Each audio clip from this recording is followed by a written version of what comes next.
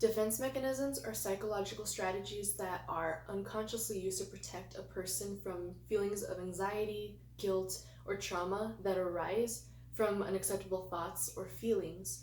And they're used to protect you from a perceived threat, whether it be a memory, a specific thought, a specific emotion, a specific encounter. These will come out to protect the ego. The most common ones that you may already be familiar with are repression, which is keeping you from disturbing or threatening thoughts from becoming conscious. There's denial, which blocks completely that event from your awareness or your refusal to experience that event or thought or feeling. There's also projection, which is when you attribute your own unacceptable thoughts, feelings on another person. There's displacement, where you satisfy an impulse, and that's usually going to be aggression, with a substitute object. There's regression, which is movement back in a psychological period of time, so going to an earlier stage of your life. And there's sublimation. It's satisfying an impulse with another object in a socially acceptable way. So those are the most common ones, and I'm going to also include a few bonus ones. But if you may have already been familiarized with the ones I had mentioned before. And I'm going to go into a little bit more depth over each one, including the little bonus ones that are lesser known. So denial. If a situation is too much to handle, the person will respond by refusing to perceive it or deny it exists altogether. So this can happen with a spouse refusing to see signs of infidelity in their partner, or a student like not being prepared for an exam, but then denying that they're going to fail the exam, or denying that the exam exists altogether and hoping it goes away, if that makes sense. Repression would be seen in like hiding these disturbing ideas or memories into the unconscious, but doing that can actually create anxiety. So an example would be repressing anger during a tough time, like really pushing it down when you're going through something, really pushing down all the emotions that you're feeling, and then like in an inappropriate, so to speak, moment, it'll suddenly just come out. There'll be like a verbal lashing out or a meltdown or a breakdown because those emotions were suppressed for so long. And then there's projection, which means you project your own feelings onto someone else, so that way you don't necessarily own them. So for example, it's like if you're hating somebody, but hating them, you think of hate in your head like, okay, that's an unacceptable feeling. It's bad to hate somebody. So you project it as if they hate you, and that's an acceptable way for your brain to process it, and an acceptable way for your ego to be fueled as who you are as a person. Then there's displacement, which I mentioned a little bit earlier too. It's the redirection of an impulse onto a powerless substitute target, some sort of object catharsis. So, for example, someone may frustrate you, right? And let's say you are frustrated by them, they're your superiors. Let's say they're your boss, their upper management, etc. You can't punch them during that moment of aggression, so then maybe you might just storm into your office and punch the wall instead. That's an example of displacement. Regression, which sounds like repression, but it actually is steps back. It makes you revert to an early stage of development, a period of time where you felt safer. So an example is that when you maybe get troubled or frightened in general, even if it's over an abstract concept, it's over a thought, it's over an exchange, you might call out to like a parent in a stimuli like that. Or you may suddenly start doing the safety things that you did as a kid. You sleep with a nightlight and you won't realize why you're doing this, why you're doing those little home bases that made you feel safe. But it's just because you're trying to go back to a moment where you felt safe when you experience this exact same kind of trigger, and it just translates to what it already has known, what is already safe.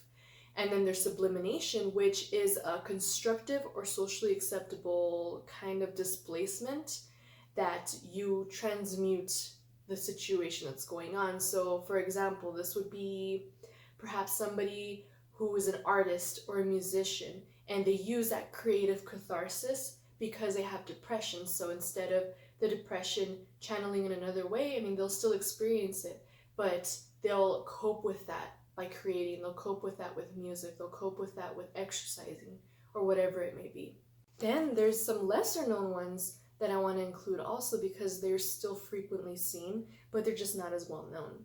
There's rationalization, which has to do with the distortion of the facts to make the event, the impulse, less threatening. So it'll provide a sense of comfort, it'll provide some sort of explanation, some sort of excuse to it. And I mean, it can either be just to soothe you, or it can be to a point where someone distorts it to believe their own lies that they're telling themselves.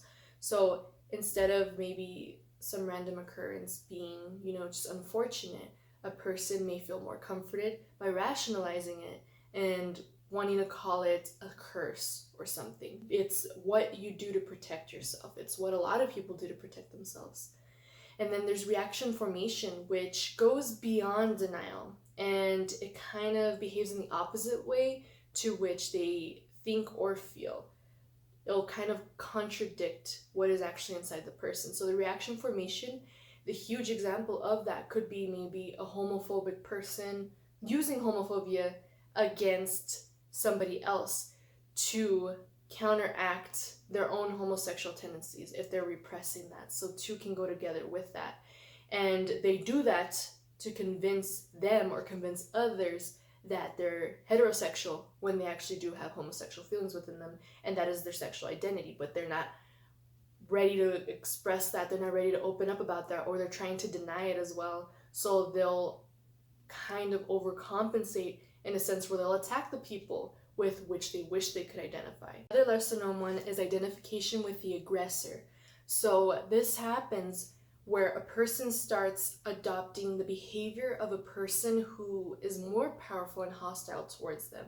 An extreme example of this, and the most common example probably would be Stockholm Syndrome, where hostages establish these emotional ties with their captors and they take on their behaviors. So identification with the aggressor, it's all the person has known, so they don't see themselves as separate from that event or that occurrence, and they'll therefore start taking on the attributes that happen from their aggressor in order to feel like they can take control back from it. It's a defense mechanism. It's one that usually roots from very traumatic events, but it exists. Last two bonus defense mechanisms that I would like to cover a little bit is intellectualization, and that allows us to avoid thinking about the stressful or emotional aspect of the situation, instead focus on the intellectual component. So this can be used mostly for somebody who doesn't want to deal with how heavy the emotions come with that occurrence. Instead, they'll try to intellectualize it in a way that'll just make them feel like they're objective about it. They're dealing with the facts and they won't process the difficult emotions that they don't know how to yet process. So perhaps it may be in somebody who is going through a diagnosis, a very tough diagnosis with their health or a terminal illness. Rather than feeling the devastation of that diagnosis, they'll tackle it on by thinking and researching and delving really deep into the topic so they can understand it and they can feel better acquainted with it. So that's another defense mechanism that somebody may use to really, really educate themselves on what it is that they're facing to soothe themselves from any sort of uncertainty. And the last one that I'm going to cover is compartmentalization. It's when you compart and you separate your life into individual sectors and independent sectors. So it may feel a way to protect many elements within your life. So this is when people block off personal life from work, or they'll block off work from the personal life and vice versa, just to ensure that they compartmentalize their life and the different parts of their life and not allow them to all blend in together, especially if one may be particularly stressful to them at the moment. As you can see, you can probably observe which ones you have done, and we do all of them. We do probably all of them, or most of them, and they can overlap and everything, and they're not always bad. It's just interesting to know how your brain reacts for the sake of protecting you, for the sake of supporting you, and for the sake of getting you through adversity. Now, defense mechanisms, they operate on an unconscious level. You're not the one in control of it. It's been developed throughout time. It's been accumulated since childhood. And they help ward off these unpleasant feelings. They're there to protect you, and understanding them makes you befriend them a little bit more and be more aware and conscious of how they come out, because while they're there to protect you, there can be moments or severities where it doesn't come out in a conducive way for yourself or for the people around you. These ego defense mechanisms are natural, they're normal, and when they get out of proportion, that's when the neurosis starts, like anxiety, phobias, obsessions, or hysteria. But that's only in very, very, very, very extreme cases, and that's only when it goes left unchecked and it gets expressed in a harmful manner to yourself or to others. And it doesn't even have to be harmful physically, it's like harmful emotionally or mentally when it becomes more of a weapon rather than a protection to yourself, if that makes sense. So the only thing that you can do from this is not be hard on yourself, just be aware of the little kind of combative things that your brain does for you, the little different types of soldiers and warriors that'll stand up and step in for you when something gets unpleasant. Observe them.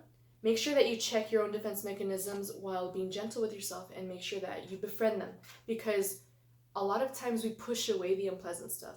A lot of times we want to just push away, shun, shame, and be the normal person or whatever it is. But the thing is, we are all unique. So rather than trying to push something away or use another defense mechanism like denying that it's there, just befriend it and learn from it, and allow yourself to remember that you ultimately do have more power than your mind does over you. You just need to find the way to veer the course, grab the handles, and just steer your way through. It's very interesting to introspect about this, and I hope that these definitions have been helpful and can plant little seeds in your head. I hope this video has been helpful, and have a great mental health day.